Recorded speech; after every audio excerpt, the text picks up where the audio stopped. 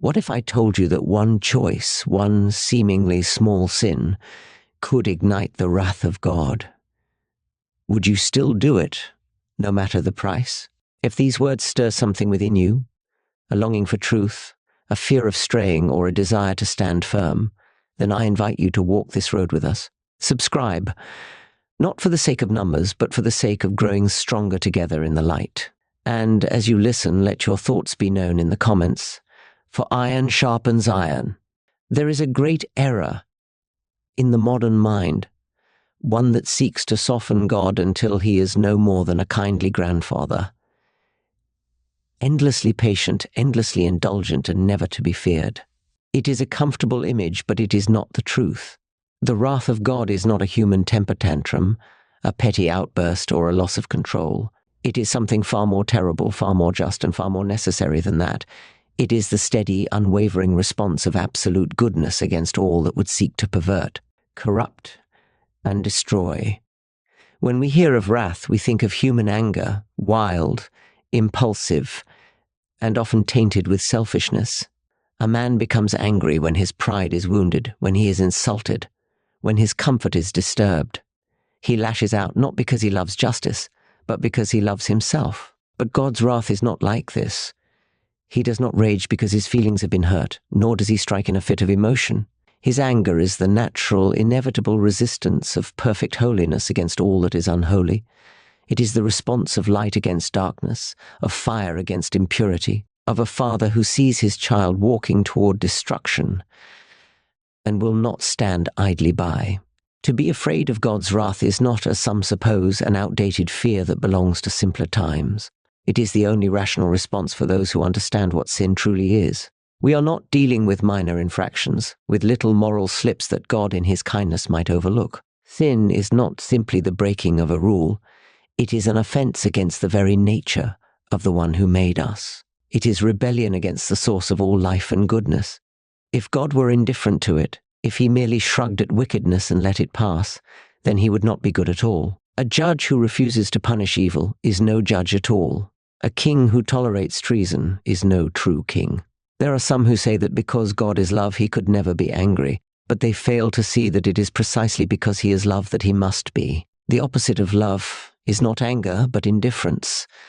A God who did not care about evil, who did not burn with righteous fury against cruelty, oppression, and sin, would not be a loving God at all. If a father watches his child suffer under the hands of a cruel tormentor and feels nothing, he is not loving. If he sees his child poisoning himself and does not act, he is not good. Love and wrath are not opposites, they are two sides of the same coin. God's anger is not a wild storm, but a purifying fire. It is not chaos, but perfect justice. And to ignore it, to pretend it does not exist, is to misunderstand not only who he is, but also who we are before him. Sin rarely presents itself in its true form. It does not approach us as a snarling beast, warning of its own danger. If it did, we would recoil instantly. No, sin is far more cunning than that. It comes dressed as something good, something reasonable, something that at first glance seems not only harmless, but perhaps even beneficial. It whispers not in the voice of a tyrant, but in the soft, persuasive tone of a friend. Consider how temptation first works upon the heart. It does not say, "Come, ruin your soul." It says, "Just this once." It does not suggest open rebellion against God, but rather a small indulgence, a slight bending of the rules. It does not speak of hatred, but of self-care. It argues that a lie might spare someone's feelings, that a theft might be justified by need, that bitterness is simply standing up for oneself. It paints greed as ambition, lust as love, and pride as confidence. Each step seems logical, even admirable, until the path has led so far from the light that the soul wonders how it ever wandered into such darkness. Sin is a master of disguise. It borrows the language of virtue to mask its true intent. Envy pretends to be a pursuit of fairness. Wrath wears the cloak of righteous indignation. Laziness calls itself rest. By the time the mask begins to slip, the heart is already entangled. It is only then, when the consequences unfold, when the peace is gone, when the hollow ache sets in, that one begins to see what was hidden all along. The small compromise has grown into a habit. The one lie has become a web. The one time has become a way of life. And this is sin's cruelest trick. It always costs more than it promises. It offers a short-term reward, a fleeting satisfaction, but never reveals the full price. The forbidden fruit in the garden was not presented as death, but as wisdom. Judas did not see the 30 pieces of silver as a curse, but as a prize. The man who builds his house on dishonesty does not think of the coming storm. He only sees the speed with which the foundation seems to rise. Yet when the floodwaters come, when the silver burns his hands, when the wisdom turns to shame, it is too late. The cost was hidden, but the payment is demanded in full. The tragedy is that sin not only deceives, but also blinds. The deeper one goes, the harder it becomes to see the way back. The voice that once whispered so gently now shouts commands. What once looked like a harmless shade of grey has darkened into blackness. The sinner who once thought himself in control now finds the chains too strong to break. There is no small sin, no harmless evil. Each one, however innocent it appears at first, carries a hidden sting. The bait is sweet, but the hook is deadly. What begins as a mere shadow of wrongdoing will, if left unchecked, grow until it consumes the heart entirely. A man does not wake up one morning and find himself utterly ruined. He does not leap from virtue into vice in a single bound. No, the road to destruction is far more subtle, far more patient. It begins with a single step, a choice so small, so seemingly insignificant, that he hardly notices he has made it. A harmless indulgence, a moment of neglect, a slight bending of the truth. He tells himself that it is nothing, that he remains in control, that he can stop whenever he pleases. But the next choice comes more easily. The next compromise feels less like a transgression, and before he realizes it, he is walking a path he never meant to take. It is a mistake to believe that choices exist in isolation. Every decision a man makes, whether great or small, shapes him. It strengthens one part of his nature while weakening another. A small act of honesty makes it easier to be honest again. A small act of deceit makes dishonesty more natural. Each time he chooses good over evil, he is forming the habit of righteousness. Each time he gives in to sin, he is dulling his conscience. A single drop of ink may not darken a river, but drop by drop, the waters grow murky. And here lies the true danger, not in the great sins, which are obvious and shocking, but in the small ones that go unnoticed. The devil does not need to tempt a man with grand wickedness if he can persuade him to tolerate a little compromise. He does not demand that he abandon the truth entirely. He only suggests that he stretch it just this once. He does not urge him to hate his neighbor, only to nurse a small grudge. He does not need him to become a villain overnight. He only needs him to lower his guard. For every compromise, however slight, is a crack in the foundation. At first the structure holds. The man still believes himself upright, still imagines he is the same person he was before. But the crack widens. It weakens the whole, unseen and ignored, until at last, when the weight is too great, the house crumbles. And then, standing among the ruins, he wonders how it happened. He does not remember the moment he crossed the line because, in truth, there was no single moment. Only a slow descent, 1,000 tiny choices, each one making the next inevitable. What a man chooses in secret shapes who he becomes in the light. The unseen decisions, the ones no one else knows about, are the ones that form his soul. And the great tragedy is that, by the time he feels the weight of his choices, it is often too late to undo them. The path he has walked has shaped him into something he never intended to be. The smallest compromise, the tiniest act of surrender, is never as small as it seems. It is a door left open, a seed planted, a road begun, and where it leads, only time will tell. There is a peculiar enchantment that the world casts over the hearts of men, a glittering promise that whispers, "This can be yours if only you will bend just a little." It is never a demand for open wickedness, at least not at first. No, the world is far cleverer than that. It suggests that a slight dishonesty might secure a promotion, that a small betrayal could win a powerful friend, that a moment of silence in the face of evil will buy peace and acceptance. The bargain seems reasonable, even wise. After all, what is one compromise compared to the reward? But the reward never holds. It shines for a moment like a coin flickering in the sun, and then reveals itself for what it truly is: empty. The man who trades his integrity for riches finds that his wealth cannot quiet the gnawing of his conscience. The one who climbs the ladder of power by stepping on others discovers that each rung only leads to a colder, lonelier height, and the soul who silences the truth for the sake of acceptance wakes up one day to find that the crowd he once pleased has moved on, and he is left standing alone, his voice long since forgotten. The world offers gain, but it never mentions the cost. It will tell you what you can have, but not what you will lose. The man who sells his honesty may indeed gain a full purse, but he has forfeited his peace. The one who betrays a friend to secure favor may win influence, but he has murdered something within himself, the part that once knew loyalty and love. And perhaps most tragically, those who abandon righteousness for the sake of the world's approval come to realize too late that the world's affection is as fickle as the wind. It will praise you today and curse you tomorrow. The crowd that cheers your compromise will demand more from you the next time, until there is nothing left to surrender. What makes these false promises so dangerous is not that they are outright lies, but that they are half-truths. Riches can be gained, power can be seized, acceptance can be won. The world does not tell you is that these things never satisfy. They cannot. A man's soul was not made for gold or titles or applause.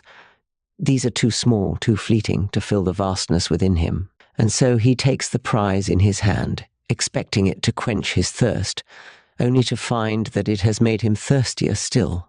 The cruelest trick of all is that the more a man gains by wrongdoing, the less he becomes.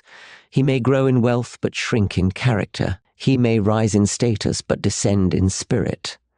With each bargain struck, he does not merely lose something external, he loses himself. And when the world finally casts him aside, as it always does, he realizes too late that the thing he gave up was worth far more than the thing he gained. The purse is full, but the heart is empty. It is a grave mistake to think of God's anger as something cold, distant, or arbitrary. His wrath is not like human fury, selfish, impulsive, or vindictive. It is in fact the very opposite. God's anger burns because his love is fierce. It is not the anger of a tyrant, but the sorrow of a father who watches his children mar the beauty of their own souls. It is the pain of a creator who sees his beloved creation embrace the very things that will destroy it. Love and wrath are not enemies, they are inseparable. For the more one loves, the more one must hate what threatens the beloved. A parent who loves his child cannot be indifferent to the poison that tempts the child's hand. A shepherd who cherishes his flock cannot watch a wolf slip into the fold without rising in defense. The intensity of God's anger is not a mark of his cruelty, but of his care. Were he indifferent to sin, were he unbothered by evil, then he would not be loving, he would be neglectful. Consider the ruin that sin brings. It does not merely break rules, it breaks people. It distorts what was meant to be beautiful. Greed turns a generous heart into a hoarding one. Pride twists strength into arrogance. Lust reduces love to a transaction. Sin is not content to exist quietly, it spreads, corrupts, and devours. And God, who crafted each soul with purpose and delight, cannot sit idly by while his children are undone by the very things he warned against. His anger rises not because he is vengeful, but because he is unwilling to watch his creation be consumed without a fight. Justice, then, is love in action. It is not a cold balancing of scales, it is God's refusal to allow wickedness to reign unchecked. When he punishes sin, it is not out of spite, but out of a holy insistence that evil will not have the final word. If a judge were to watch a criminal harm the innocent and shrug, we would not call him kind, we would call him corrupt. And if God were to see sin destroy his world and feel nothing, he would not be merciful, he would be unfaithful to his very nature. But here is the great mystery. God's justice is never separated from his sorrow. He does not punish with glee. His heart breaks even as his hand moves against evil. The same God who destroyed the earth with a flood also sent a rainbow of promise. The same God who cast Adam and Eve from the garden clothed them before they left. And the same God who judges sin is the one who bore its full weight on a cross, choosing to take his own wrath upon himself so that his children might be spared. To speak of God's anger, then, is to speak of his love, a love so pure that it will not make peace with evil, a love so fierce that it will not allow his creation to be lost without a fight. His justice is not the enemy of his mercy, it is its truest expression. For what kind of love would stand silent while sin devours, it cherishes? And there is a peculiar madness that creeps into the human heart, a quiet voice that suggests there is time enough yet, that obedience can wait, that one more step into sin will not matter so long as one returns before the end. It is a deadly lie, for it masks the true nature of disobedience. To sin is not merely to break a rule, it is to turn one's back on the very source of life, to wound the heart of God and to cast oneself further into a darkness that grows thicker with every step. There is no safe rebellion, no harmless delay in answering God's call. Every act of disobedience, however small it seems, is a declaration. It says to God, not yet, or worse, not at all. The heart imagines it can negotiate with the Almighty, that it can balance sin in one hand and grace in the other, but sin is never content to be contained. It spreads, it deepens, and it deadens. What began as a single compromise becomes a habit. What was once a moment of defiance becomes a pattern of rebellion. The longer the heart resists God, the harder it becomes to hear his voice, and the more difficult it grows to find the way back. The world will offer rewards for disobedience. Riches gained through dishonesty, power secured by cruelty, acceptance purchased by silence in the face of evil. These rewards are dressed in gold and applause, but their shine is a thin layer flaking away to reveal rust beneath. What seems like a prize today will become a chain tomorrow. The man who offends God for the sake of gain will find that his prize turns to dust in his hand. The reward he thought worth the price of disobedience will rot his peace, corrode his conscience, and leave him poorer than before. And what of the cost? If the smallest sin is an affront to a holy God, then the price is far higher than we dare to imagine. To offend the one who made the stars and holds the universe together is no light matter. Every sin carries an eternal weight because it is a rejection of the eternal one. It is not merely a bad decision, it is a fracture in the relationship between creator and creation. And though God's mercy stands ready to restore, there comes a point where continued defiance numbs the soul to the offer of grace. Obedience cannot wait. The cost of disobedience is too steep and the reward of sin is too hollow. There is no gain so great that it is worth offending the living God. No fleeting pleasure can outweigh the loss of his favor. No earthly treasure can replace the peace of walking in step with his will. To obey God is not a mere duty, it is the only sane response to the one who is both holy and loving. Anything less is a gamble where the stakes are eternal and the odds are always against the soul that wagers its fate on the false promise that there will be time enough later to make things right. There comes a moment in every life when a choice must be made. A choice not between obvious good and glaring evil, but between the quiet, steady path of righteousness and the smooth, glittering road that the world calls wise. Holiness rarely looks strong in the eyes of men. It is often mistaken for weakness, for naivety, for an old-fashioned stubbornness that refuses to move with the times. The world scoffs at those who cling to what is right when wrong seems to prosper. It pities the one who chooses honesty when a lie would have opened doors, or the one who stands alone when silence would have bought him the approval of the crowd. True strength is not found in bending with every wind that blows.